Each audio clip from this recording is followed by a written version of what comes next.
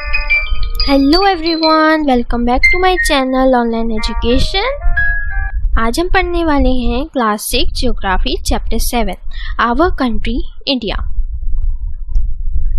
जैसे कि आपको पता है, इंडिया एक वास्ट ज्योग्राफिकल एक्सपेंशन है, मतलब कि ज्योग्राफिकल एरिया है इंडिया में। और नॉर्थ में अगर हम देखें, हमें हिमालयाज़ मिलते हैं, मतलब कि बड़े बड़े हिमालयाज़, लूफी हिमालयाज़, मतलब हाई अमाउंट में हिमालयाज़ हैं। अरेबियन सी भी हमें देखने को मिलती है, जो कि वेस्ट में है इंडिया के। बे ऑफ बंगाल भी देखने को मिलता है, ईस्ट में पड़ता है, और इंडियन ओशियन साउथ में पड़ता है। और इंडिया को इंडियन पेनिनसुला भी कहा जाता है। क्योंकि इंडिया पेनिनसुला इसलिए कहा जाता है क्योंकि इंडिया जो है 3 साइड से ओशियन से घिरी हुई है। जो भी चीज़ इंडिया के, मतलब कुछ भी चीज़ ओशियन से तीनों साइड से घिरी हुई होती है, उसे पेनिनसुला कहा जाता है। India has an area about 3.28 million square kilometre. India का जो पूरा एरिया अगर हम देखें तो 3.28 मिलियन स्क्वायर किलोमीटर का एरिया जो है इंडिया का है। नॉर्थ और साउथ, अगर हम नॉर्थ से साउथ की तरफ जाएं, मतलब कि कश्मीर से अगर हम कन्याकुमारी तक जाएं, मतलब कि तो हमें कितना किलोमीटर हमें तय करना पड़ेगा, कितना एरिया हमें कवर करना पड़ेगा, वो है 3200 किलोमीटर। वैसे ही अगर हम ईस्ट से, मतलब कि अरुणाचल प्रदेश से हमें कच्छ, मतलब कि वेस्ट की तरफ जाना है, तो हमें कितना एरिया कवर करना पड़ेगा, 2900 किलोमीटर एरिया हमें कवर करना पड़ेगा।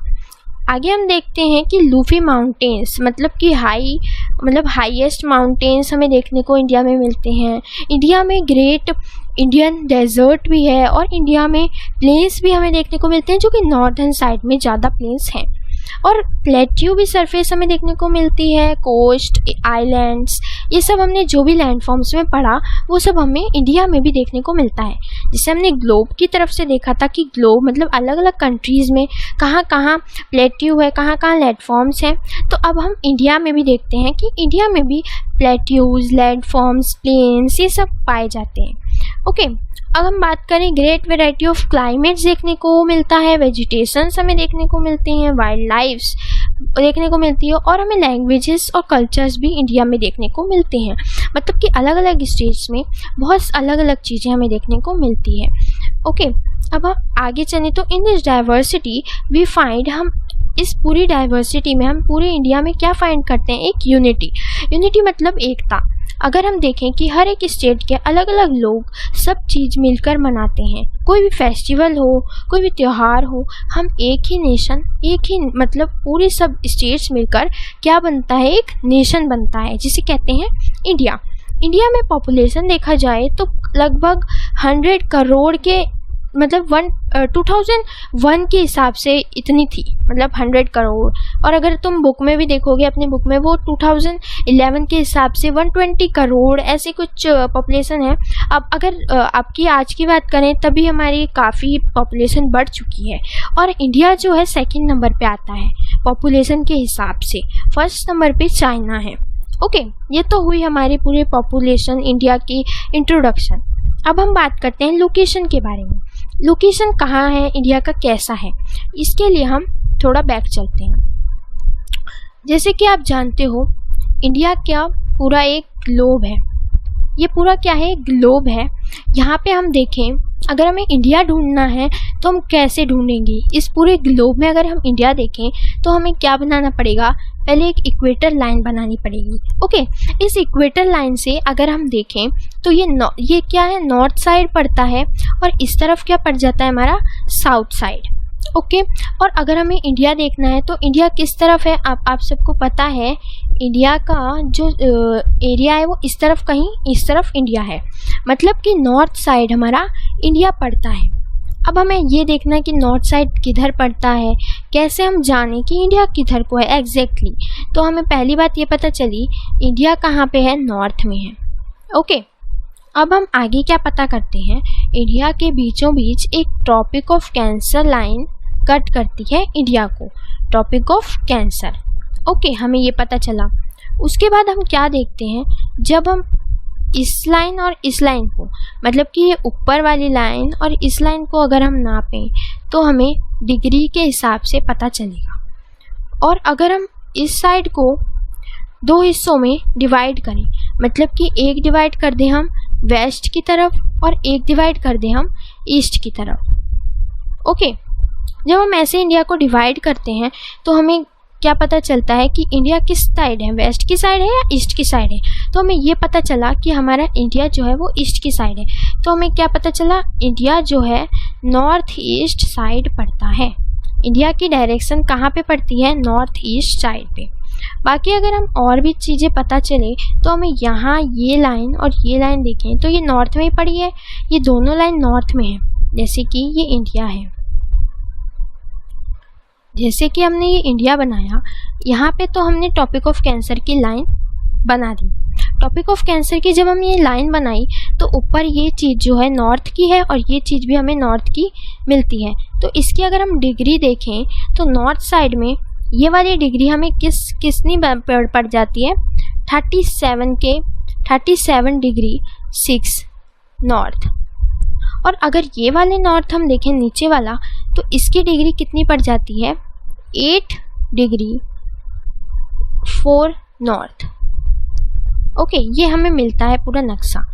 अब हम क्या करते हैं, ईस्ट और वेस्ट की तरफ डिवाइड करते हैं, इसको भी तो हमें नापना है। तो इंडिया को हमने दोबारा बनाया, इंडिया को जब हमने ये दोबारा बनाया तो हमने क्या किया, इसको दो टाइप में डिवाइड कर दिया। मतलब कि ये तो थी लैटीट्यूड लेटिव लाइनें, ओके, ये तो थी लेटिव लाइनें। अब हमने लॉन्ग लाइन मतलब कि लॉन्गिट्यूड लाइन में बनाया। तो लॉन्गिट्यूड लाइन अगर हम यहाँ से डिवाइड करें तो ये ईस्ट की लाइनें पड़ती हैं। ये दोनों कौन सी, ईस्ट की लाइनें पड़ती हैं। तो अगर हम ईस्ट की लाइन को डिग्री में डिवाइड करें तो डिवाइड करने पे ये वाली लाइन जो है ईस्ट की, ये वाली लाइन जो है ये कितने की पड़ेगी हमें, 97 डिग्री 25 ईस्ट। ये हमें लाइन इस तरफ की ईस्ट की लॉन्गिट्यूड लाइन हम नाप रहे हैं, ठीक है। और अगर हम इस तरफ की लॉन्गिट्यूड लाइन नापेंगे तो इधर की कितनी पड़ जाएगी, 68 के करीब, 68 डिग्री के करीब हमें पड़ेगी, 68 डिग्री 7 ईस्ट के करीब। ये तो था रफ पार्ट जो हमने ईस्ट इंडिया को पूरा रफली हमने देखा कि हमें इंडिया को किस तरीके से हमने बनाया। जैसे कि ये इंडिया है, ओके, ये इंडिया हमने जब ड्रॉ किया तो यहाँ पे हमने कैसे पता चला कि इंडिया कहाँ पे है, नॉर्थ ईस्ट डायरेक्शन में है। ओके, हमने ये पता किया। उसके बाद हमने टॉपिक ऑफ कैंसर भी देखा इंडिया का, जो कि टॉपिक ऑफ कैंसर किधर जाता है, पूरा इंडिया के पूरा बीचों बीच जाता है। उसके बाद हमने डिग्री से भी ये लेटी हुई लाइनें, लॉन्गिट्यूड और लेटीट्यूड, लेटी हुई लाइनें और लॉन्गिट्यूड लाइनें हमने नापी। तो पूरा इंडिया का हमें एग्जैक्ट क्या पता चल गया, ग्राफ पता चल गया। जैसे कि हम अब पढ़ के देखते हैं, इंडिया जो है लोकेटेड करता है नॉर्थन हेमिस्फीयर में, जो कि नॉर्थ टॉपिक ऑफ कैंसर को 23 डिग्री 30 नॉर्थ में कट करता है, जो कि पास होता है हाफ में, मतलब हाफ काट रहा है टॉपिक ऑफ कैंसर, हाफ से काट रहा है इंडिया को। और अगर हम साउथ टू नॉर्थ देखें, मतलब ऊपर से नीचे को देखें तो वो दो हिस्सों में डिवाइड करेगा। टॉपिक ऑफ कैंसर साउथ और नॉर्थ में डिवाइड करेगा। इंडिया जो है कितने बिटवीन है, 8.8 डिग्री 4 नॉर्थ और 37 डिग्री 6 नॉर्थ लेटी हुई लाइनों को हमने डिग्री में बांटा। उसके बाद वेस्ट से ईस्ट की तरफ हम देखें तो India extend between 68 degree 7 east और 97 डिग्री 25 ईस्ट। लॉन्ग लाइनें, लॉन्गिट्यूड हमने नापा। और अगर हम डिवाइड करें वर्ल्ड को ईस्टर्न और वेस्टर्न हेमिस्फीयर में, मतलब कि ईस्टर्न और वेस्टर्न हेमिस्फीयर में अगर हम डिवाइड करते हैं इंडिया को, तो हम क्या देखते हैं कि इंडिया कहाँ पे पड़ रहा है, मतलब कि इंडिया कहाँ पे पड़ रहा है, हमें ईस्ट में पड़ रहा है। ओके, वेस्ट में नहीं पड़ रहा है, ईस्ट में पड़ रहा है। अब हम देखते हैं, due to great longitude extend about 29 degree there could be a wide different in local time of plains. मतलब हमें टाइम्स भी देखने को मिलते हैं कि हम कैसे कैसे टाइम्स हम देखें इंडिया में। तो 2 extreme point of India as such different between these 2 points would be of, मतलब कि अबाउट 2 आवर्स। अगर हम इंडियन स्टैंडर्ड टाइम के अकॉर्डिंग देखें तो 1 डिग्री अगर हम नापेंगे, 1 डिग्री आगे जाएंगे तो हमें 4 मिनट लगेंगी। ओके, 4 मिनट जो हमने पढ़ चुके हैं, 4 मिनट में 1 डिग्री जाने में लगता है। अगर सन जो है राइज कर रहा है 2 घंटे पहले ईस्ट अरुणाचल प्रदेश में, तो वो जाके 2 घंटे पहले क्या हो जाएगा, ढल भी जाएगा। अगर हम देखें 2 घंटे पहले ही हमें दिख जाता है सन। और अगर गुजरात की साइड देखें, वेस्ट की साइड, तो 2 घंटे पहले हमें दिख जाता है कि वो ढल चुका है। ऐसा हमें देखने को मिलता है क्योंकि हम देखें 1 डिग्री 4 मिनट के हिसाब से सन की रेजेस हमारे इंडिया की तरफ, इंडियन स्टैंडर्ड टाइम्स की तरफ पड़ती हैं। और जो जब तक टाइम लगता है आने में, वो इंडिया का डिग्री कौन सी है, 82 डिग्री 30 ईस्ट। ओके, इस टाइम पे 5.5 घंटे का डिफरेंस इंडियन स्टैंडर्ड टाइम से हमें देखने को मिलता है। अब बात करते हैं इंडियाज़ नेबर्स के बारे में। इंडिया के नेबर्स कौन कौन से हैं? 7 countries that share land. 7 countries जो है ना बाउंड्री को शेयर करती है। चलिए देखते हैं कौन कौन सी है। फर्स्ट देखें तो अफ़गानिस्तान। अफ़गानिस्तान इंडिया को जम्मू की तरफ से बाउंड्री शेयर करता है। अफ़गानिस्तान थोड़ी सी बाउंड्री अपने जम्मू की तरफ से शेयर करता है। पाकिस्तान अगर हम देखें बाउंड्री किधर से शेयर कर रहा है, ये हिस्सा पाकिस्तान ने शेयर किया हुआ है बाउंड्री का। ये हो गए 2 कंट्री। अब थर्ड जो है वो चाइना है, फिर 4 जो है नेपाल है, 5 जो है वो भूटान है, फिर 6 जो है बांग्लादेश है, और 7 कौन है, म्यांमार है। ये 7 जो कंट्रीज़ हैं ये हमें इंडिया को क्या कर रही हैं, बाउंड्री शेयर करती हैं। ओके, इंडिया की बात, अब हम पॉलिटिकल एडमिनिस्ट्रेशन डिवीज़न की बात करें तो इंडिया जो है बहुत बड़ा कंट्री है, जिसमें हमें एडमिनिस्ट्रेशन पर्पस से हमें देखने को मिलता है कि इंडिया जो है डिवाइड कर रही है 28 स्टेट्स। इंडिया के टोटल 28 स्टेट्स हमें देखने को मिलते हैं, जो कि अब अगर हम देखें यूनियन टेरिटरीज चेंज हो गई हैं, अब 7 नहीं रही हैं। 370 आर्टिकल्स के बाद हमारी जो यूनियन टेरिटरीज हैं वो 9 हो गई हैं। Okay, remember that. क्यों 9 हो गई हैं? 2 कौन सी बढ़ गई हैं? यूनियन टेरिटरीज को जम्मू एंड कश्मीर और लद्दाख और जम्मू एंड कश्मीर जो है यूनियन टेरिटरीज में इंक्लूड कर दिया गया है।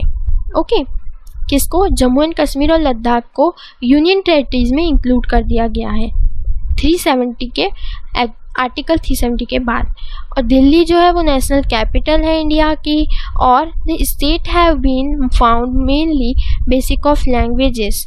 हम इंडिया में देखें तो स्टेट जैसे राजस्थान है, राजस्थानी बोली जाती है, गुजरात में गुजराती बोली जाती है, मध्य प्रदेश हो गए, महाराष्ट्र हो गया, ये सब अलग अलग स्टेट में ना अलग अलग लैंग्वेजेस बोली जाती हैं। और राजस्थान को अगर हम एरिया वाइज देखें ना तो ये बहुत बड़ा स्टेट है। और अगर गोवा देख रहे हो आप, कितना छोटा सा गोवा है। स्टेट के एरिया वाइज गोवा बहुत छोटा है, और राजस्थान एरिया वाइज आप देख सकते हैं पूरा कि राजस्थान जो एरिया वाइज बड़ा है, और डिस्ट्रिक्ट्स में भी डिवाइड हैं। ओके, अब बात करते हैं फिज़िकल डिवीज़न की। इंडिया कैसे फिज़िकली डिवीज़न है, मतलब कि इंडिया जो है diversity of physical features as a mountains. अगर हम नॉर्थ की तरफ इंडिया को देखें ना तो हमें माउंटेन्स मिलते हैं, और प्लेट्यूज़ भी मिलते हैं, प्लेन, कोस्ट और आइलैंड सब मिलते हैं। अगर हम बाकी कंट्रीज़ में देखें तो किसी कंट्री में सिर्फ प्लेट्यू मिलेंगे आपको, सिर्फ प्लेन्स मिलेंगे, सिर्फ माउंटेन्स मिलेंगे। मगर इंडिया ऐसी कंट्री है जहाँ पे आपको plateau, mountain, plain, coast, islands सब मिलेगा। ओके, और इंडिया क्या हम आगे देखते हैं, standard as a scientific north are lofty snow capped Himalayas. मतलब कि हिमालयाज कहाँ पे हैं? नॉर्थ साइड में। आप ये पिक में देख सकते हैं, यहाँ पे हिमालयाज हैं इंडिया के नॉर्थ साइड में, यहाँ पे आपको हिमालयाज मिलेंगे। ओके, हिमालयाज मतलब होता है adobe of snow. Adobe of snow मतलब स्नो से ढके हुए। ओके, स्नो से ढके हुए हिमालयाज। और हिमालयाज माउंटेन जो है डिवाइडेड हैं 3 मेन पैरेलल रेंजेस में। हिमालयाज की 3 मेन पैरेलल रेंजेस कौन कौन सी हैं? अगर हम नॉर्थ की साइड देखें इंडिया, ग्रेट हिमालयाज, हमें देखने को मिलता है। अगर हम देखें कि हिमालयाज़ कैसे बनते हैं, तो अगर जैसे कि आप देखते हो कि अगर एक कंट्री दूसरी कंट्री से टकरा जाती है, जैसे यूरोप और इंडिया जब एक दूसरे से टकराते हैं तो वो एक माउंटेन फ्लोड बन जाता है, फ्लोड माउंटेन फॉर्म होता है। मतलब कि ऊपर को जब वो हो गया तो हिमालयाज़ बन गए, ऊपर फोल्ड होते रहे तो 3 मेन फोल्ड, मतलब कि एक बार फोल्ड हुआ तो एक बड़ा फोल्ड माउंटेन बना, फिर दूसरी बार हुआ तो दूसरा बन गया, उससे छोटा बन गया, फिर उससे छोटा बना। तो ऐसे 3 माउंटेन्स 3 हिमालयाज़ हमें नॉर्थ के साइड में देखने को मिलते हैं, क्योंकि यूरोप से इंडिया टकराता है तो हिमालयाज़ बनते हैं। उसके बाद हिमाद्री और हिमालयाज़ जो है ना वो बड़े हैं, मतलब ग्रेट हिमालयाज़ और हिमाद्री, मतलब सबसे बड़े अगर हिमालयाज़ देखें तो उनको हिमाद्री बोला जाता है।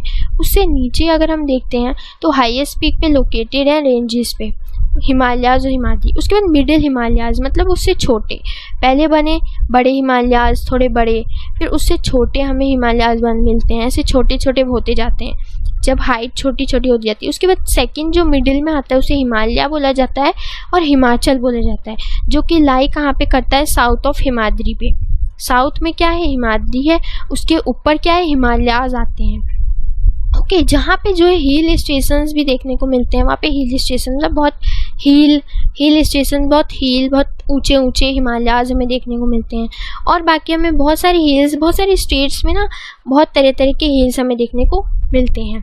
अगर शिवालिक की बात करें जो साउथ मोस्ट रेंजेस में पड़ती है, ये आप यहाँ पे देख सकते हैं, यहाँ पे एक शिवालिक भी पड़ती है। शिवालिक क्या है, तीसरा पार्ट है हिमालयाज़ का ही। अगर वो देखें शिवालिक थोड़ी छोटी है बाकी से, पहली फर्स्ट जो आती है हिमाद्री आती है, फिर हिमाचल आती है, हिमालयाज़, मिडिल हिमालयाज़, उसके बाद शिवालिक आती है। ओके, जब हम नॉर्थर्न इंडियन प्लेन्स में आए, नॉर्दर्न इंडियन प्लेन्स में साउथ की तरफ हिमालयाज़ पड़ते हैं, मतलब ऊपर की तरफ। ओके, उसके बाद generally level of flat level के होते हैं और these are found by the alluvial deposits.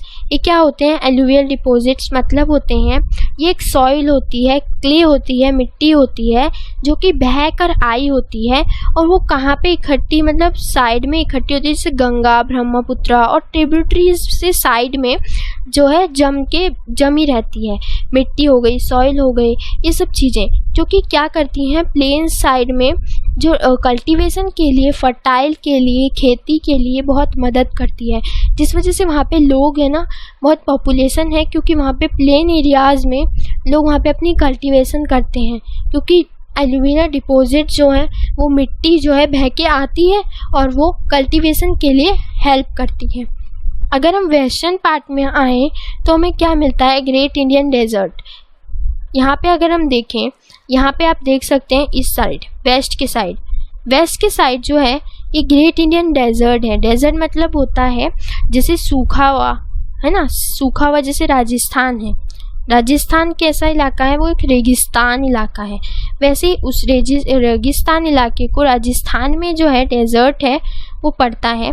वहाँ पे क्या होता है, ड्राई होता है, हॉट होता है, सैंडी मिट्टी इलाका है, तो कि वहाँ पे वेजिटेशंस भी बहुत कम होते हैं। ओके, अगर हम साउथ नॉर्थ प्लेन्स में आए, पेनिनसुलर प्लेट्यू क्या होते हैं, पेनिनसुलर प्लेट्यू वो होते हैं जो प्लेट्यू जो है, ऐसे प्लेट्यू जो तीनों साइड से पानी से, ओशियन से घिरे हुए होते हैं, उन्हें बोला जाता है, जो कि ट्रायंगुलर शेप के होते हैं, 3 साइड से घिरे हुए होते हैं पानी से। और अगर हम आगे बात करें, this is region of with numbers hill ranges and valleys हमें मिलती हैं। अरावली हिल्स कहाँ पे होती हैं, oldest ranges of the world. Aravalli hills क्या है, अरावली हिल्स एकदम ओल्डेस्ट रेंजेस हैं। यहाँ पे आप देखें इसके नीचे, डेजर्ट के नीचे अरावली हिल्स आपको, अरावली रेंजेस आपको मिलेंगी, जो कि बहुत ओल्डेस्ट रेंजेस हैं। ओके, उसके बाद हम आगे देखें तो नॉर्थ वेस्ट की साइड में क्या पड़ता है, नॉर्थ वेस्ट की साइड में हमें अरावली रेंजेस मिलते हैं, अरावली हिल्स मिलते हैं। उसके बाद अगर हम आगे आएँ तो विंध्यास एंड सतपुराज, ये सब इम्पॉर्टेंट रेंजेस हमें देखने को मिलती है। ये भी एक रेंजेस के नाम है, यहाँ पे आप देख सकते हैं विंध्यास रेंजेस। यहाँ पे प्लेट्यू है, ये सब प्लेट्यू है, प्लेन एरियाज़ नहीं है। प्लेन एरियाज़ यहाँ पे आप देख सकते हैं, प्लेन एरियाज़ जो है ना अलग कलर के आपको दिखेंगे बुक में, तो जहाँ पे ये कलर, जहाँ पे प्लेट्यू एरियाज़ हैं वहाँ पे आपको कैसे कलर के प्लेट्यू एरियाज़ में प्लेट्यू मिलेंगे, और प्लेट्यू प्लेन कलर में वहाँ पे प्लेन एरिया मिलेगा जहाँ पे कल्टीवेशन होता है। ओके, आगे देखें तो नर्मदा, तापी, ये सब फ्लो रिवर्स हमें, रेंजेस रिवर्स हमें ये सब मिलते हैं। वेस्ट फ्लोइंग रिवर्स जो कि कहाँ पे जाके मिलते हैं, अरेबियन सी में जाके मिल जाते हैं। जैसे कि इस फिगर में देखें, ये अरेबियन सी है और ये बे ऑफ बंगाल सी है, और यहाँ पे ही आके इस तरफ की रेंजेस की सी जो है इसी तरफ आके मिलती हैं। जैसे कि इधर नर्मदा रिवर है, ताप्ती रिवर है, ये यहाँ पे आ रही हैं, सब अरेबियन सी में ही बहकर आती हैं। और वेस्टर्न पार्ट में वेस्टर्न घाट्स और सह्याद्रीज, बॉर्डर्स, प्लेट्यूज वेस्ट की साइड में देखें तो ये वेस्ट की साइड में पड़ेंगे। ईस्टर्न घाट्स की साइड में देखें तो ईस्टर्न बाउंड्रीज मिलेगी, जो कि हमें ईस्टर्न बाउंड्रीज के साइड में ईस्टर्न घाट्स मिलते हैं। ओके, यहाँ पे अगर हम देखें वेस्टर्न घाट्स ऑलमोस्ट कंटिन्यूज हैं, मतलब कि वेस्टर्न की तरफ अगर वेस्टर्न घाट्स, ये जो वेस्टर्न घाट्स इस तरफ हैं ये तो सही है, मतलब कंटिन्यूज यहाँ पे रिवर्स बहती हैं।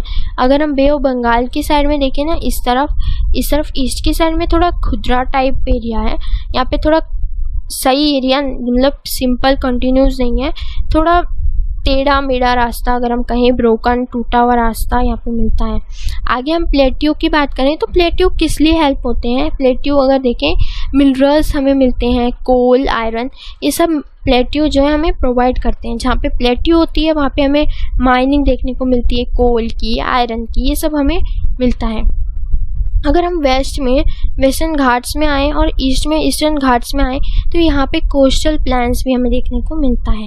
कोस्टल प्लेन्स क्या होता है, कोस्टल प्लेन्स ऐसी एरिया, यहाँ पे साइड में आप देख सकते हैं, इसे कोस्टल प्लेन्स एरिया बोलते हैं। इस साइड बॉर्डर से सटे हुए प्लेन्स, मतलब ये बहुत पतले नैरो होते हैं जो कि क्या करते हैं, कल्टीवेशंस, प्लेन एरियाज जिसे कहते हैं, प्लेन एरियाज होते हैं। ओके, जो कि कल्टीवेशन के लिए हेल्प होते हैं।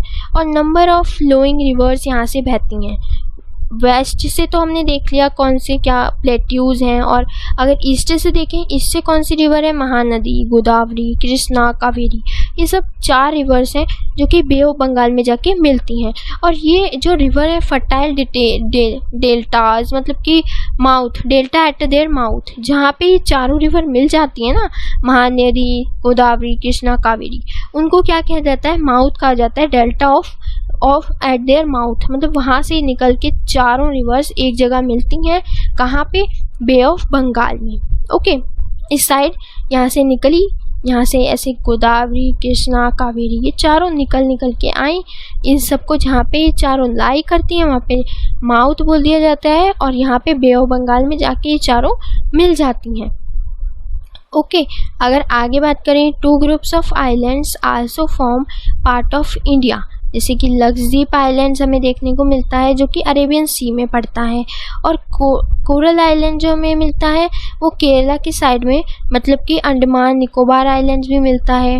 जैसे कि यहाँ पे इस साइड में हम देखें लक्षद्वीप आइलैंड हमें मिला है, कोरल आइलैंड्स भी हमें मिलता है इसी साइड पे, ये केरला की साइड, इधर केरला है, इस साइड हमें मिलता है। और अगर इस साइड देखें तो अंडमान निकोबार हमें यहाँ पे बे ऑफ बंगाल के साइड अंडमान निकोबार यहाँ पे देख रहे हो, अंडमान निकोबार यहाँ पे मिला हुआ यहाँ पे है। ओके, ये सब जगह है। ओके, उसके बाद हम देखें southern of the eastern plains, south के साइड अगर हम देखें बे ऑफ बंगाल में जो सब है बैक्या में यहाँ पे बे ऑफ बंगाल में ही आती हैं। Know which group of island which were affected by, कौन से ग्रुप ऑफ आइलैंड जो हैं अगर आप देखें कौन से अफेक्टेड हुए हैं वो 2004 के सुनामी में, तो वो है अंडमान आइलैंड जो है सुनामी में बह गया था। Okay, find out through newspapers में अगर आप देखते हैं तो सुनामी कितनी भयंकर चीज़ होती है जो बहा के ले जाती है। सुनामी क्या होती है, एक्चुअली जो अर्थक्वेक आता है, आप देखते होंगे अर्थक्वेक आता है तो अर्थ में आता है, अर्थक्वेक जब आए तो सब चीज़ें हिलने लग जाती हैं। वहीं अगर जैसे रिवर्स हैं, रिवर्स में अगर अर्थक्वेक आए तो एकदम से ऐसे सुनामी आई और सब कुछ बहा के ले गई, इसे सुनामी कहा जाता है। जो कि सी में अर्थक्वेक आना उसे सुनामी कह दिया जाता है। ओके, अब यहाँ पे जैसे बॉक्सेस में क्या क्या है यहाँ पे देख लेते हैं। यहाँ पे देखें कोरल आइलैंड्स, कोरल आइलैंड्स क्या होते हैं, जैसे एक एनिमल होता है मैरीन एनिमल मतलब कि जो ओशन जैसे नदी में जो जानवर होते हैं ना, उन्हें मैरीन एनिमल्स कहा जाता है। उसमें से एक जो जानवर है वो पॉलिप्स है।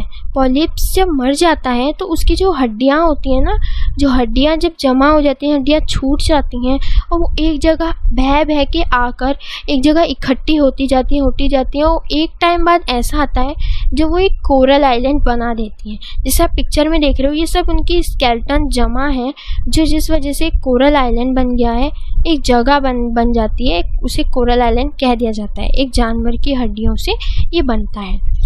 अगर इस चैप्टर में इतना ही था। अगर आपको अच्छा लगे तो कमेंट में ज़रूर बताएं, लाइक शेयर और सब्सक्राइब ज़रूर करें। Bye guys.